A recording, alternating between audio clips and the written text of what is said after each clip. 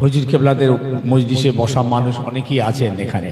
ছোট কেবলার জলসা, মেজদি কেবলার জলসায় আপনারা বসেছেন। এইসব বয়স্ক মানুষরা তখন প্যান্ডেল ছাপিয়ে চলে যাচ্ছে, তখন 4-5টা গ্রাম মিলিয়ে একটা জলসা, 4-5টা জলসা গ্রাম মিলিয়ে একটা জলসা। আর এখন একটা গ্রামে 5-7টা জলসা, 8টা 9টা 10টা, একটা গ্রামে 10টা জলসা। কি ওয়াজ শুনবে লোক? যদি একটা করে ছেলেও যদি হেদায়েত হতো, জানতাম যাকে কাজ হয়েছে। একটা মানুষ হেদায়েত হচ্ছে না, হেদায়েত হওয়ার ইচ্ছা নেই। আল্লাহ রসুলের দরবারে একটা সাহাবী এলেন, একটি লোক।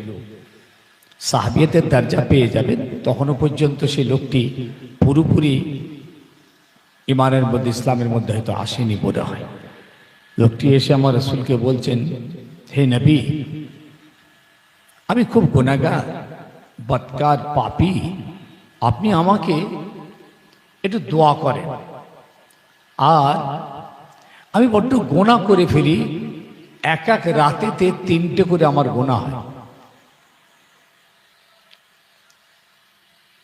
আপনি আমাকে এমন একটা নসিহত করবেন যে একটা নসিহতের ওসিলায় আমি 3টে গুনাহ থেকে যেন বেঁচে যাই। আমার কথা বুঝতে পারছেন? আল্লাহর হাবিবকে গিয়ে সে প্রশ্নটা করলো, হুজুর আপনি আমাকে একটা নসিহত করবেন, বেশি না। আল্লাহর হাবিব তাকে বললেন, ঠিক আছে বাবা, কি তোমার গোনা? এক রাতে 3টে কি গুনাহ করো? সে বলল, হুজুর প্রথম রাত্রিরে আমি নেশা করি, মদ। হুজুর মাঝ রাতে জিনা ব্যভিচারিতে লিপ্ত হয়ে যাই। আর শেষ রাতের দিকে হুজুর আমি ডাকাতি করি, ছিনতাই করি। এক রাতে 3টে কবিরা গুনাহ। ইয়া রাসূলুল্লাহ, আপনি আমাকে একটা নসিহত করবেন, বেশি আমি পারবো না। ওই একটাই আমল করে 3টে গুনাহ থেকে যেন আমি রেহাই পেয়ে যাই। আল্লাহর হাবিব তাকে নসিহত করলেন, বাবা যাও, একটা উপদেশ নিষেধ তোমায় করছি, একটাই আদেশ করছি, জীবনে কোনোদিন মিথ্যা কথা বলবে না। কিরকম নসিহত করলেন দেখেন। রোগ কি আর নসিহত কি? রোগ হলো মদ পান করা, জেনা করা, ডাকাতি করা, 3টি বড় বড় কবিরা গুনাহ। আল্লাহর হাবিব তাকে এগুলো মানা করলেন না, শুধু বললেন বাবা জীবনে মিথ্যা কথা বলবে না। আর হুজুর বললেন, আগামীকাল সকালে আমার সঙ্গে এসে দেখা করবে। ঘুমাবেন না, ঘুমাবেন না, আর একটুখানি জাগেন, আমি বেশিক্ষণ ওয়াজ করবো না। আমার তো 12টায় ওঠার কথা ছিল, আবার এর আগে 1 ঘন্টা পিছিয়ে দিল যে আমাকে একটাই তো। অতএব 1 ঘন্টা থাকবে, এক্ষুনি শেষ করব। কেন আমি আপনাদের যদি জিজ্ঞেস করি সাইম ভাই কি বলে গেছে বলুন তো, কিছু বলতে পারবেন না। বলেন নসিহত কোনটা নিয়েছে? একটা নিয়ে তো উঠবে। আব্দুল্লাহ আল মারুফ তো কোরআন শরীফ দেখে দেখে ওয়াজ করছে আপনাদের জন্য, বাপরে বাপ, যাতে এরা একদম পুরোপুরি যেন আল্লাহর ওলি হয়ে যায়। ও বেটা কোরআন শরীফ খুলে খুলে ওয়াজ করে, যাতে শ্রোতাগুলো খাঁটি ভাবে শুনতে পায়, আর যেন আল্লাহর ওলি হয়ে যায়। কি হয়েছে? কোনটা নিয়েছেন?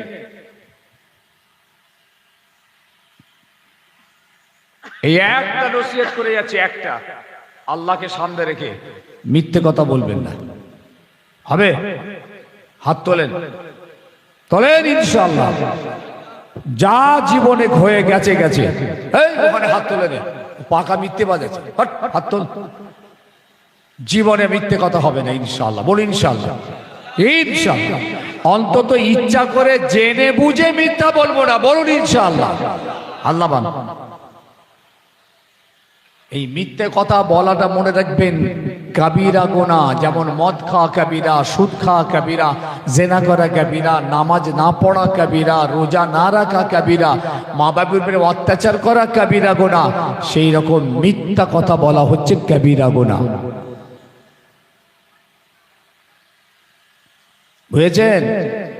আল্লাহর হাবিব বললেন তুমি জীবনে মিথ্যা বলবে না, সত্য কথা বলবে, আগামীকাল আমার সঙ্গে দেখা করবে। আমাশা হয়েছে, রুগীটা কি আমাশার রুগী, মাথা যন্ত্রণার ট্যাবলেট সারবে? হুজুর এই তিনটে মানা করলেন না, তুমি করবে কি না করবে হুজুর আর কিছু বললেন। হুজুর বললেন সত্য কথা বলবে। লোকটা চলে যাচ্ছে, যেতে যেতে বলল ইয়া রাসূলুল্লাহ লা আজিদু আলা হাযা ওয়ালা আনকাস, ওগো আল্লাহর নবী আমি এর বেশিও করব না কমও করব না, আমি আপনার কথা মতো এই একটার উপরে আমি আমল করব, জীবনে মিথ্যা বলবো না। আল্লাহর হাবিব দেখছেন লোকটা চলে যাচ্ছে চলে যাচ্ছে, সাহাবীদের দেখিয়ে দেখিয়ে বলেছিলেন ও আমার সাহাবীরা লোকটার দিকে তাকিয়ে দেখো, ওই লোকটা যদি ওর কথার উপরে যদি কায়েম থাকে ওই লোকটা জান্নাতি হয়ে যাবে। চলে গেল, সন্ধ্যেবেলা মদ খেতে বেরিয়েছে, যাবে তো না যাবে না? মদ খেতে যাবে না যাবে না? কথা বলে না, যাবে তো। হুজুর তো মানা করেনি, মানা করেছেন? মদ খেতে বেরিয়েছে, মদ খেতে যাচ্ছে যাচ্ছে যাচ্ছে, হঠাৎ মনে হয়ে গেল আমি এই নেশা করতে যাচ্ছি, আগামীকাল সকালে আল্লাহর হাবিবের সঙ্গে দেখা করার কথা। রাসূল যদি আমাকে জিজ্ঞেস করেন আমি তো সত্যটাও বলতে পারবো না, মিথ্যাটাও বলা যাবে না। অত সাহাবীর মাঝে আমি সত্যটা কি করে বলবো আমি মদ খেয়েছি? তো বলা যাবে না, মিথ্যাও তো বলা যাবে না, রাসূলুল্লাহ মানা করেছেন। আজ বুঝছেন কি হলো? একটু খৈনি ফৈনি খাও, ঘুমোচ্ছে কেন?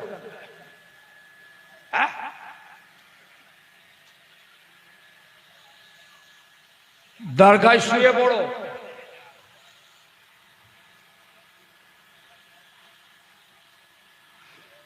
ও ভাই চিন্তা করতে লাগলো আমি তো সত্যটাও বলতে পারবো না, মিথ্যাটাও বলা যাবে না।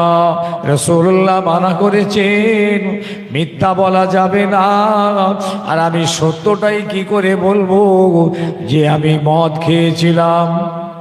না না হবে না। সঙ্গে সঙ্গে মদখানা যাওয়া বন্ধ করে ফিরে এসেছিল। জোরে বলেন,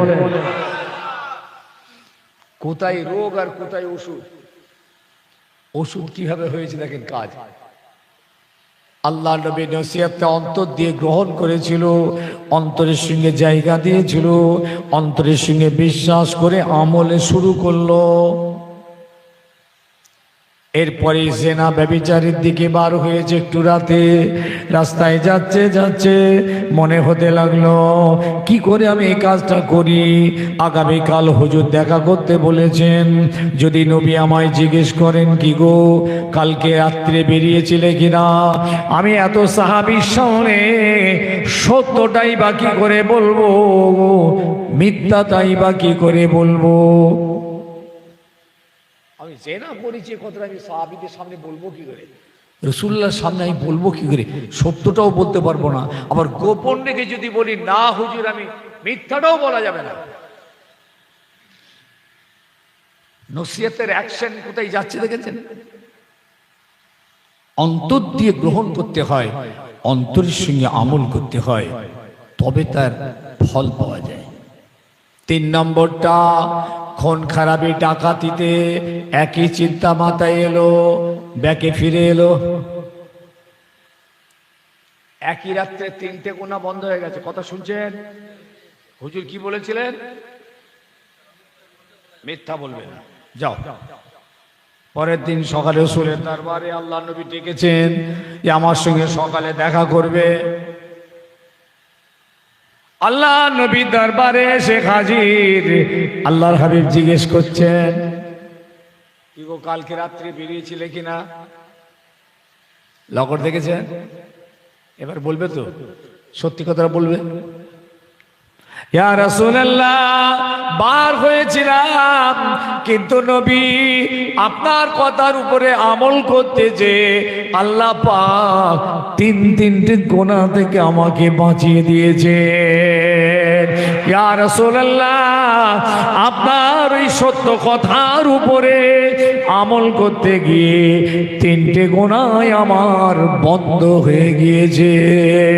আল্লাহর হাবিব বললেন, যাও আমল করবে, জীবনে মিথ্যা বলবে না, আল্লাহ তোমাকে জান্নাতি বানিয়ে দিয়েছে।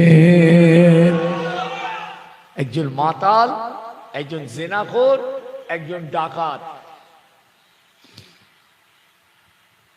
এরকম কত আল্লাহর ওলির কথা বলবো আপনাদের।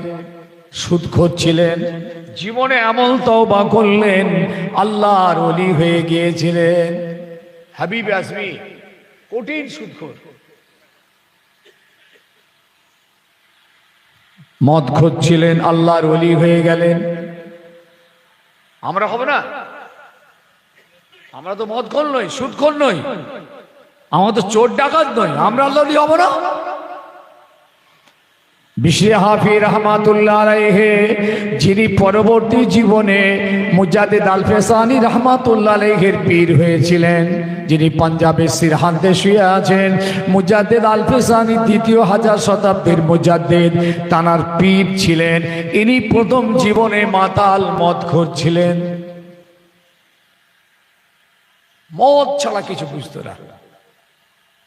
কিছু ফটো তুলিস, ফটো তুলিস, আর ফটো তুলছিস কেন? গোনা হবে না কেন? ওয়াজ তো এই দেখতে পেয়েছিস তো কুন্দারি কি করেছে বলতো? হ্যাঁ আমার ফটো উঠছে। হ্যাঁ হ্যাঁ, ও কঠিন কথা বলা আছে, ওয়াজ তোলে, ফটো কেন তুলবি না? বিশরি হাফি রহমাতুল্লাহ আলাইহির নাম আপনারা শুনেছেন। কঠিন মদখোর ছিলেন, জীবনে মদখানা ছাড়া তিনি কিছুই বুঝতেন না। কিন্তু জীবনের এমন একটা আমল তিনি করলেন, যে আমলটা খালিস অন্তরে আল্লাহর জন্য করেছিলেন। ওই আমলটা আল্লাহর দরবারে পছন্দ হওয়ার কারণে আল্লাহ পাকের দয়ায় তিনি পরবর্তী জীবনে বড় আল্লাহর ওলি হয়ে গিয়েছিলেন। আমরা তো মদখোর নই ইনশাআল্লাহ, সুদখোর নই, জেনাখোর নই, ডাকাত নই, আমরা তো নামাজ পড়ি। আরে কম হলেও তো পড়ি, আমরা ওলি হতে পারবো না? কেন আল্লাহর ওলি হতে পারবো না? আল্লাহর ওলি হওয়ার জন্য তো কোনো বংশের দরকার নেই, কোনো খানদানের দরকার নেই, কোনো লেবেল সাইনবোর্ডের দরকার নেই। আল্লাহওয়ালা আল্লাহর ওলি হওয়ার জন্যে ইন্নামা আকরামাকুম ইনদাল্লাহি আতকাকুম, আল্লাহ বলছেন যাদের মধ্যে তাকওয়া আছে, পরহেজগারি আছে, খোদা ভীরুতা আছে, খোদার ভয় আছে, এরাই তো আল্লাহর নৈকট্য লাভ করেছে। বিশরি হাফি রহমাতুল্লাহ আলাইহি নেশা করে রাস্তা দিয়ে যাচ্ছেন, যেতে যেতে আল্লাহর কোরআন পাকের একটি আয়াতের টুকরা পেলেন। সেই আয়াতের টুকরাটা তুলে নিলেন, ভালোবাসার অন্তর দিয়ে তুলে আদর করে মোহাব্বত করে চুমা খেয়ে কাপড়ে জড়িয়ে ঘরে নিয়ে গিয়ে একটা তাকে সুন্দর করে হেফাজত করে রাখলেন। এটা আমার আল্লাহর কথা, এটা কোরআন পাক, আল্লাহর কালাম, এইভাবে রাখা যাবে না। ভালোবেসে মোহাব্বত করে জড়িয়ে নিয়ে গিয়ে ঘরের ভিতরে তিনি তুলে রাখেছিলেন। এই কাজটা আল্লাহ দরবারে কবুল হয়ে যায়। জীবনে মদ ছাড়া কিছু বুঝতো না, নামাজ কালাম কিচ্ছু নেই, কিন্তু কোরআন পাকের আয়াত পড়ে আছে, একবারে অন্তর দিয়ে তুলে। আর নিয়ে ঘরে রেখে দিয়েছে। আল্লাহ খুশি হয়ে গেছে, ব্যাস এইটুকু আমল। আমি আমজাদ তো অনেকবার আপনাদের বলেছি, ভাই আমল কম হোক কিন্তু খাঁটি হোক। বলিনি? আমল কম হোক কিন্তু খাঁটি আমল হোক। খাওয়া দাওয়া কম হোক কিন্তু খাঁটি খাওয়া হোক। হ্যাঁ রাস খাবেন এখান পর্যন্ত, আর ভেজাল খাবেন তো ডায়রিয়া হয়ে মরে যাবে। আমল করেছেন বহুত একদম, কিন্তু ভেজাল, এতটুকু সলিড নয়, খাঁটি নয়, লিল্লাহ নেই, খুলুসিয়াত নেই, আল্লাহর সন্তুষ্টি নেই, ওই আমল আপনাকে কিচ্ছু কাজে লাগবে না। কম কম কম ইবাদত করবেন, অল্প, আমি বলে যাচ্ছি আজ থেকে খুব কম ইবাদত করবেন। নফল পারলে করবেন, না পারলে না করবেন। ফরজ ওয়াজিব সুন্নতে মুআক্কাদাটা করতেই হবে। মায়ের খেদমত, বাপের খেদমত করবেন। মানুষের হকের দিকে লক্ষ্য রাখবেন, স্ত্রী হক, স্বামীর হক লক্ষ্য রাখবেন। জুবানটাকে হেফাজত করবেন, শরমগা হেফাজত করবেন। আমানতগুলোর দিকে খেয়াল রাখবেন, আমানতের খেয়ানত করবেন না। কে আপনাকে বেশি আমল করতে বলেছে? বেশি আমল করার কথা না, আমলটা আমালান সলেহা, যেন খাঁটি আমল হয়, নেক আমল হয়, আমলটা যেন আল্লাহর পছন্দ হয়, এই আমলের কথা বলা হয়েছে। খাঁটি আমল হয়, আমালান সলেহা। শুনছেন নাকি?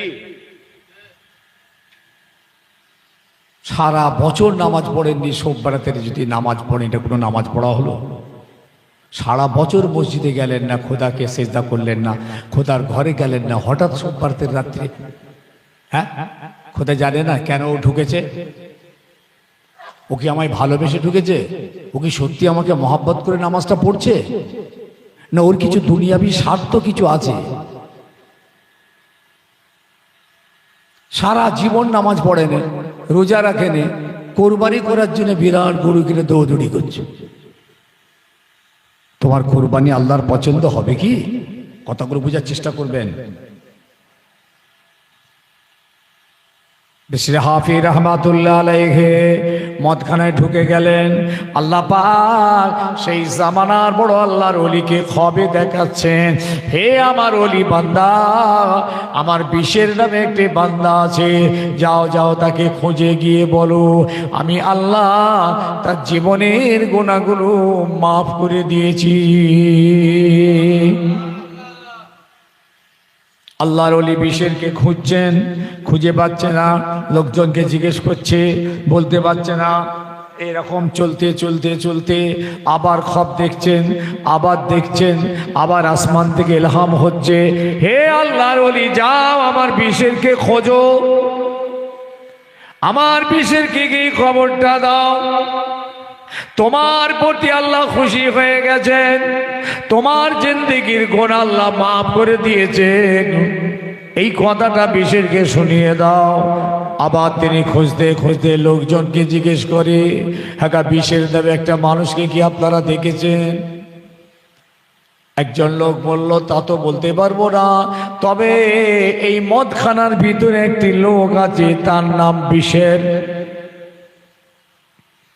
আপনি যে দেখতে পারেন। আল্লাহর ওলি মদখানার দরওয়াজার পাশে গিয়ে দাঁড়িয়ে গেলেন, বলে বাবা বিশের বলে কেউ আছেন নাকি? বিশে হাফি রহমাতুল্লাহ ঘুরে দেখলেন, নেশার ঘরে চোখ লাল হয়ে আছে। কে তুমি? কি বলতে চাইছো? আল্লাহর ওলি বলেন, আপনার নাম বিশের? বলে হ্যাঁ আমার নাম বিশের। বলে তবে শোনেন, আপনার জন্য বড় খুশির খবর আছে আসমান থেকে। আল্লাহ পাক জানিয়েছেন, আল্লাহ আপনার উপরে বড় খুশি হয়ে গেছেন, বড় খুশি হয়ে গেছেন। আল্লাহ আপনার জীবনের সব গুনাহ খাতা আল্লাহ মাফ করে দিয়েছে। আরো জোরে হবে না, আর একটু জোরে হবে না, নারে দেখবে, নারে দেখবে। বিষের অবাক, নেশার ঘোরে তখন চুর হয়ে আছে। আল্লাহ আমায় মাফ করে দিয়েছে, আল্লাহ আমার সব গুনাহ মাফ। বেশের বেরিয়ে আসছেন, বেরিয়ে আসছেন, ওই মদখানার বন্ধু বান্ধবদেরকে বলে আসছে, শুনে রাখ, আজ থেকে এই মদখানা আমার জন্য হারাম হয়ে গিয়েছে। জীবনে কোনো আমল করেনি, কোরআন পাকের আয়াত থেকে কুড়িয়ে নিজে রেখেছে। শোয়েব রাতে নামাজও পড়েনি, মহরমের রোজাও রাখেনি, জি, আর এই সেই তাই, এসব কিচ্ছু কোনো খবর নেই। মদ আর মদ আর মদ। পরবর্তী জীবনে কেতাবে লিখবেন, জীবনী দেখবেন, ওনার নাম হাফি লেখা হয়েছিল। জীবনে সারা জীবন খালি পায়ে ঘুরতেন, এই জমিনে কোনো দিন তিনি জুতো পরলেন না। জিজ্ঞেস করা হলো, হুজুর কেন আপনি খালি পায়ে ঘোরেন? বলে, বাবা এই জমিনটা আল্লাহ পাক আমাদের জন্য বিছানা করে দিয়েছে। আল্লাহর বিছানার উপর দিয়ে কি করে জুতো পায়ে দিয়ে ঘুরবো? ভাবনা চিন্তাটা কোথায় গেছে দেখেছেন? এটা তো আল্লাহর বিছানা, আল্লাহ আমাদের জন্য বিছানা করেছেন। আলাম নাজআলিল আরদা মিহাদা, আমি আল্লাহ কি তোদের জন্য এই জমিনটাকে বিছানা করে দেই নাই? আমি বিশের আল্লাহর এই বিছানার উপর দিয়ে জুতো পায়ে দিয়ে আমি চলতে পারবো না, এই কারণে আমি খালি পায়ে ঘোরাফেরা করি।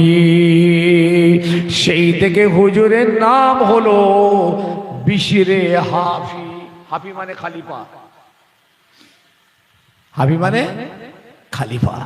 সেই জামানার বড় আল্লাহর ওলি, পাঞ্জাবের সিরহান্দে শুয়ে মুজাদ্দিদ আল ফেসানি রহমাতুল্লাহ আলাইহির পীর ছিলেন উনি। কি জীবন আমল করেছে ভাই, কিচ্ছু আমল করেছে। আর আপনি আমি এত নামাজ পড়ছি, রোজা রাখছি, হজ করে এসছি 3 বার 4 বার, ওমরা 6 বার 8 বার, কোরবানি করছি, এই জাকাত দিচ্ছি, এই দিচ্ছি, ওই দিচ্ছি, আল্লাহর ওলি হতে পারলো না? আল্লাহর ওলি হয়ে গেল না? বলে, মনে রাখবেন, অল্প হোক, আবার বলছি, কি বললাম, আমল অল্প হোক, খাঁটি হোক। 2 রেকাত নামাজ যদি নামাজের মতন পড়তে পারেন, ওই 2 রেকাত নামাজের ওসিলে আল্লাহ আপনার জিন্দেগির গুনাহ মাফ করে দেবেন। একটা সেজদা যদি সেজদার মতো দিতে পারেন, ওই এক সেজদার ওসিলায় আল্লাহ আপনার জিন্দেগির সব গুনাহ মাফ করে দিতে পারেন। সেই সেজদা আমরা করি, আমরা করতে পেরেছি? পারেছি। বুজুর্গানে দিনরা করেছেন, আল্লাহর ওলিরা করেছেন, বড় বড় মাহবুবরা করেছেন। এরা সব সেজদা তো সেজদা, এক সেজদার ওসিলায় জিন্দেগির সমস্ত বেলায়েতের উচ্চ মাকামে পৌঁছে গেছে। তাহলে ও দুনিয়ার মানুষ শুনে রাখবেন, এই জন্যে ভাই বলে যাচ্ছি, আল্লাহ ভিতরটা দেখবেন। আমাদের টুপি, দাড়ি, জামা, চেহারা, বংশ এসব দেখবেন না। আল্লাহ পাক আমাদের আমল দেখবেন না বাবা, আল্লাহ আমাদের অন্তরটা দেখবেন। এই ভিতরটা কেমন আছে আপনার? যদি ভিতর ভালো থাকে আপনি জান্নাতি। ওপর ভালো থাকার দরকার নেই, কিন্তু আপনার ওপরটা ভালো আছে, ভিতর বরবাদ। সাইনবোর্ড ভালো আছে, মুখোশটা ভালো আছে, পোশাকটা ভালো আছে, বংশটা ভালো আছে, চেহারাটা ভালো আছে, অর্থটা ভালো আছে, সব ওপরে আপনার ভালো, ভিতর কিন্তু বরবাদ। জীবনে খোদা হাসিল হবে না। চলে যাদের ভিতরে হিংসা আছে, হাসাদ আছে, অহংকার আছে, তাকাব্বুরি আছে, ফকর আছে, আমিত্ব আছে, লোভ আছে, রাগ আছে, জিন্দেগিতে খোদা হাসিল করতে পারবে না, জিন্দেগিতে আল্লাহর ওলি হতে পারবে না। দুনিয়ার মানুষ আপনাকে ওলি বলবে, দুনিয়ার মানুষ আপনাকে হুজুর বলবে, দুনিয়ার মানুষ আপনার তারিফ করবে, দুনিয়ার মানুষ আপনার নাম করবে, দুনিয়ার মানুষ আপনার পিছনে ঘুরবে, কিন্তু মনে রেখো আল্লাহ আল্লাহ রসুলের চোখে তোমার কোনো দাম নাই। আল্লাহ এসব কিছু খোদা দেখেন না। অহংকার আপনাকে জাহান্নামায় নিয়ে চলে যাবে। রিয়া দেখানো, তাকাব্বুরি, ইবলিস শয়তান তো একটা কারণে জাহান্নামায় গিয়েছিল, ইবাদত না করার জন্য নয়, আল্লাহকে অস্বীকার করার জন্য নয়, একটাই কারণ ছিল, খালাকতানি মিন নার ওয়া খালাকতাহু মিন তিন। হে আল্লাহ, আদমকে মাটি থেকে বানিয়েছো, আমাকে আগুন থেকে বানিয়েছো, আমার দরজা কত বড়, আমি ওকে সিজদা করব না। मूसा अलैहिस सलाम के इब्लिस বলেছিল, ও मूसा তুমি একবার আল্লাহর কাছে যাও, তুমি আল্লাহর দোস্ত প্যারা নবী, তুমি কি একটু আল্লাহকে বলো, আল্লাহ আমি মাপ চাইছি, আল্লাহ যেন আমাকে মাপ করে দেয়। मूसा अलैहिस সালাম বললেন, আমি বলতে পারবো না। কমিটি ছেলেগুলো গেল কোথা? এই কে আছে? এই ঘুমোচ্ছে দিকে,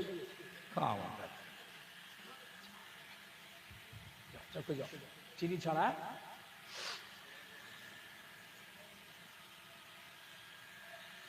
ঘুমানোর ওষুধ নিয়ে আমাকে উঠতে হবে জলসাতে, ঘুম ছাড়ার ওষুধ। কি যন্ত্রণায় পড়া গেল। এত করে বলছে আমি জানাজার নামাজ পড়বো, জানাজার নামাজ পড়ে দেবো।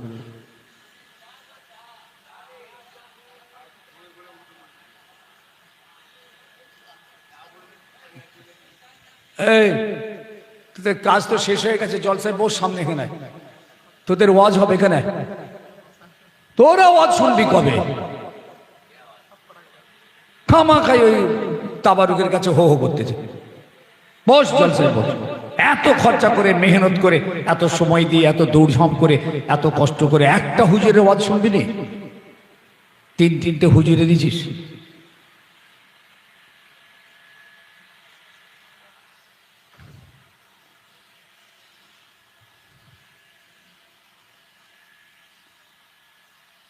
ভাই সাহেব,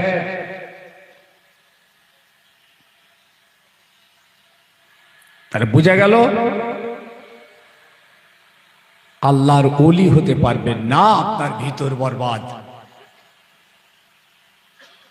লা ইয়ানজুরু ইলা আমালিকুম, আপনি যে আমল করছেন আল্লাহ ওটা দেখবে না, ওয়ালাকিন ইয়ানজুরু ইলা কুলুবিকুম, তোমার ভিতরটা দেখবে।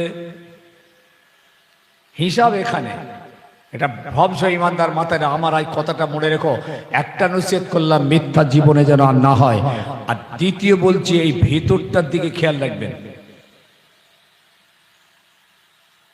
যাদের ভিতরে হিংসা আছে, হাসাদ আছে, তাকাব্বুরি আছে, ফখর আছে, আমিত্ব আছে, লোভ আছে, রাগ আছে, কিনা আছে, বগজ আছে, ও ইমানদার ভাই, জীবনে আল্লাহর ওলি হতে পারবেন না, আল্লাহ হাসিল করতে পারবেন না, আল্লাহওয়ালাও হতে পারবেন না, জীবনে জান্নাতি হতে পারবেন না। আল্লাহ নবী বলেছেন, যাদের ভিতরে সর্ষের দানা পরিমাণ হিংসা থাকবে, অহংকার থাকবে, মিসকালা হাব্বাতা খারদালিন মিনাল কিব,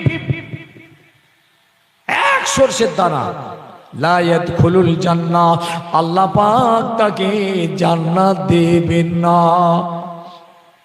ভাই মুসা, একটু আল্লাহকে গিয়ে বলো আমি মাপ চাইছি আল্লাহর কাছ থেকে, আল্লাহ আমায় যেন মাফ করে দেয়।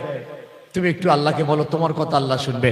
মুসা সাহেব বলছেন, না ভাই ইবলিস, এই পারবো না, আমার দ্বারা সম্ভব নয়, আল্লাহ আমার কথা নেবেন না, ইবলিস ছাড়বে না। না, তুমি আল্লাহর সব থেকে বড় একজন নবী, তুমি যাও ভাই, আল্লাহকে বলো আমি মাপ চাইছি, আমি মাপ চাইছি, যা ভুল করেছি আর জীবনে। মুসা সাহেব আল্লাহকে যে বললেন, যে আল্লাহ ইবলিস এই কথা বলছে। আল্লাহ বললেন ঠিক আছে মুসা, ও মাপ চাইছে, আচ্ছা ঠিক আছে, ওকে গিয়ে বলো আমার একটা শর্ত আছে, ওকে আমি মাফ করে দেবো একটা, এই শর্তটাকে পালন করতে হবে। মুসা ইসলাম এসে বললেন, ইবলিস, আল্লাহ কথা দিয়েছেন তোমাকে মাফ করে দেবেন, জান্নাত দেবেন, কিন্তু একটা শর্ত আছে, সে আল্লাহ একটা শর্ত দিচ্ছেন তোমাকে, সেই শর্তে মাফ হবে, এটা তোমাকে মানতে হবে। বলে ঠিক আছে মুসা ভাই, মুসা অবশ্যই আমি করব, কি শর্ত তুমি একটু বলো, আমি এক্ষুনি রাজি আছি। আল্লাহ বললেন মুসা যাও ইবলিসকে বলো একটাই শর্ত আমার, এটা যদি ও পূরণ করে আমি ওর গুনাহ সব মাফ করে দিয়ে জান্নাতি বানিয়ে দেবো। ইবলিসকে গিয়ে বলো আমার নবী আদমের কবরের ধারে এসে আদমকে সেজদা করতে বলো। কেন কাফের হয়েছিল? ও নমরুদ হলো কেন? ও জান্নাত থেকে বিতাড়িত হয়েছিল কেন? আদম আসলামকে ইমাম, আদমকে তো সেজদা মানে কি, আদমকে ইমাম মেনে আল্লাহকে সেজদা করবে, আদম আসলাম ইমামতি করবে, তার পিছনে ইক্তেদা করবে, এইটা আদমকে সেজদা করবে না, সেজদা খোদার হবে, ইমামতি আদম আসলাম করবেন, এ আদমের পিছনে ইক্তেদা করবে, এইটা মানল না তো। যেই বলেছেন এই ইবলিস, আল্লাহ বলেছেন আদমের কবরে গিয়ে একটা সেজদা করো, ইবলিস লাফ মেরে উঠে বলে মুসা এটা হবে না, এটা আমি পারবো না, এ শর্ত পালন করতে পারবো না। দেখেছে অহংকার, ছেলেরা অহংকার বুঝতে পারছেন কোথায়? আল্লাহকে মাফ করে জান্নাত দেবার ওয়াদা করলেন, আমি জান্নাত দিয়ে দেবো, যা ও জান্নাতি হবে, কিন্তু শর্ত হলো আদমকে সেজদা করতে পারো, করলো না। এই জন্য আল্লাহ কোরআন পাকে একটি আয়াত এনেছেন, উদউ রাব্বুকুম তাদাররুআন ওয়া খুফিয়া, ও বান্দা তোমরা আমি আল্লাহ আমাকে যখন ডাকবে গোপনে গোপনে ডাকো। এই খাঁটি ডাক, এইটা খাঁটি ইবাদত, এইটা গোপনে গোপনে ডাকো, আজিজে ইনকিসারের সঙ্গে ডাকো, অনুনয় বিনয়ের সঙ্গে ডাকো, লুকিয়ে লুকিয়ে ডাকো, এই ইবাদতটা হচ্ছে খাঁটি। একটা বান্দা যদি রাতের গভীরে নিজের ঘরে মুসাল্লায় বসে বসে যদি কাঁদে, আল্লাহ এত খুশি হয়। পৃথিবী শুয়ে আছে, বান্দা আমার কাছে কাঁদে, আল্লাহ রহমতের দরিয়ায় জোশ মারে, আল্লাহ ওই বান্দার সঙ্গে কথা বলার জন্য আসমানে নেমে আসেন। সুবহানাল্লাহ বলেন, সুবহানাল্লাহ বলেন।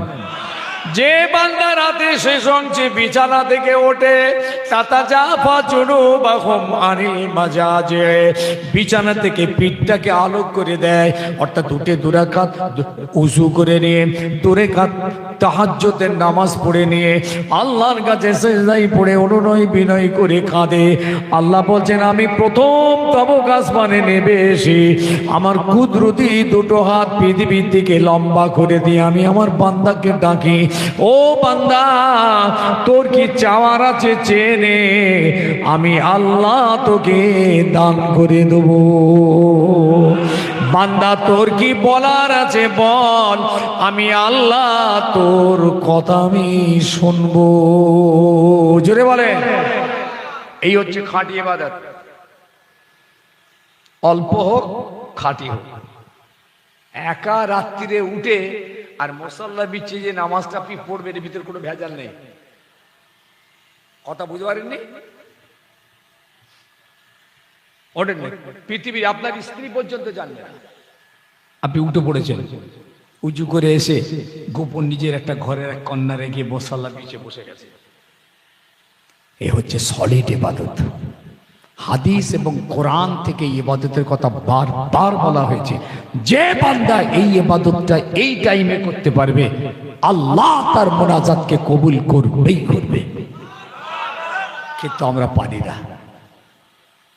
আমার কি পারি জানেন, সারা মাস রোজা রাখিনি, ঈদের দিন প্রথম কাতারে চলে গেছি। কত বড় ইবাদত!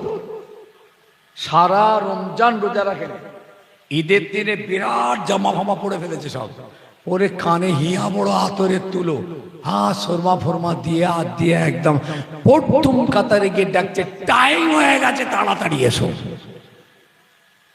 পাক্কা ভেজাল, ভোকাস। তোর প্রথম কাতারে দাঁড়ানোরে তোর লজ্জা হওয়া উচিত ছিল। তুই প্রথম কাতারে গেছিস, আবার ডাকছে টাইম হয়ে গেছে, তাড়াতাড়ি এসো। ভোকাস মাল, বুঝতে পেরেছেন? ফালতু কিচ্ছু দাম নেই। আল্লাহ ওসব বান্দার নামাজের পরোয়া করেন আল্লাহ। হ্যাঁ, ওদের নামাজের পরোয়া করেন আল্লাহ। নামাজের ভিখারি নাকি? আল্লাহ খুশি দিয়েছেন রোজাদার দিয়েছে। সারা মাস রোজা রেখেছো, ইফতার করেছো, সেহরি করেছো, তারাবি করেছো, কোরআন তেলাওয়াত করেছো, যাকাত দিয়েছো, দান খায়রাত করেছো, আল্লাহু আকবার, ইতিকাফ করেছো। এসো ঈদের দিন সকালে খালি দু রাকাত নামাজের 4টে সেজদা তোমরা আমাকে দেবে, ব্যাস এইটুকু। আমি খুশি।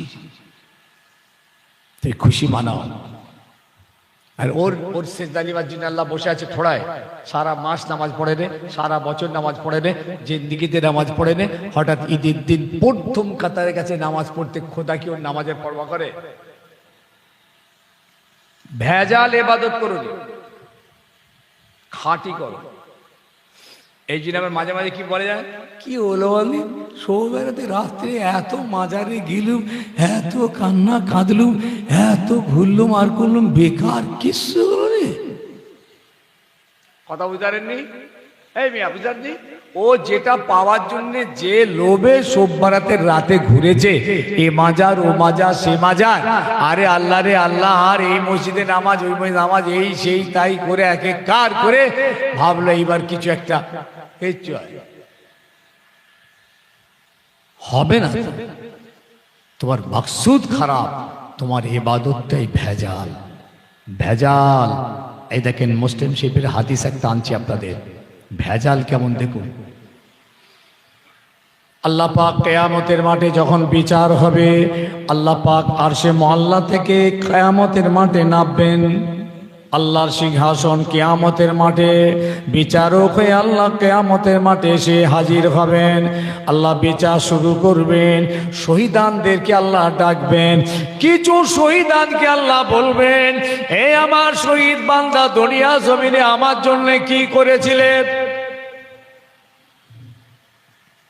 শহীদ বান্দাদের, শহীদ বান্দারা বলবে, আল্লাহ দুনিয়া জমিনে আপনার জন্য জান দিয়েছি, কোরবান হয়েছি, শহীদ হয়েছি, কতল হয়েছি, ছেলে পুলে বিবি বাল বাচ্চাদের বেওয়া এতিম করেছি আপনার দিন বাঁচাতে, কোরআন বাঁচাতে, আপনার ইসলামের জন্য যুদ্ধের ময়দানে আমরা টুকরো টুকরো হয়েছি।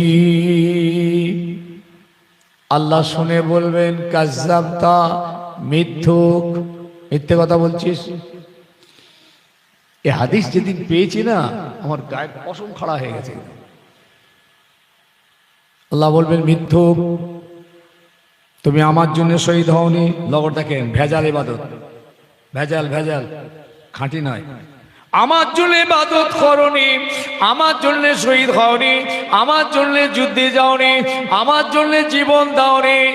গনিমতের মাল পাওয়ার লোভ ছিল, দুনিয়ার মানুষের কাছে নিজের বাহাদুরি দেখানোর ইচ্ছা ছিল, দুনিয়ার মানুষের কাছে নিজের নাম পাওয়ার ইচ্ছা ছিল। যাও, যাদের জন্য জীবন দিয়েছো তাদের কাছে যাও। ফেরেশতাদের বলবেন, ঠ্যাংটা ধর, ফাতরাহু ফিন্নারে, ওইখান থেকে টান মেরে ওই শহীদদেরকে জাহান্নামের ভিতর ফেলে দেওয়া হবে। ভেজাল। শহীদ হলো, রক্ত দিল, জীবন দিল, ছেলে বিবি বাল বাচ্চাদের বেওয়া এতিম করলো, ভোকাস। কঠিন মুআমেলাত। এই জন্য কিয়ামতের দিন না, আল্লাহ যখন আমাদেরকে প্রত্যেককে আমলনামাগুলো দেবেন, আমার ইকরা কিতাবাকা কাফা বিনাফসিকাল ইয়াউমা হাসিবা। এলো এলো এলো, তোমাদের 70 বছরের ইবাদতের আমলনামাগুলো নাও, 50 বছর 40 বছর নাও, পড়ো। ইকরা পড়ো, কিতাবাকা তোমাদের আমলনামা, কাফা বিনাফসিকাল ইয়াউমা হাসিবা। আজকে তোমরাই তোমাদের আমল দেখে তোমরা নিজেরাই নিজেদের সিদ্ধান্ত করো, তোমরাই যথেষ্ট। তোমরা তোমাদের আমলনামাটা দেখো, দেখে তোমরা নিজেরা নিজেদের উপরে সিদ্ধান্ত নাও, তোমরাই যথেষ্ট, আমার দরকার নেই। দেখো তোমরা আমলনামা ফাঁকা থাকবে।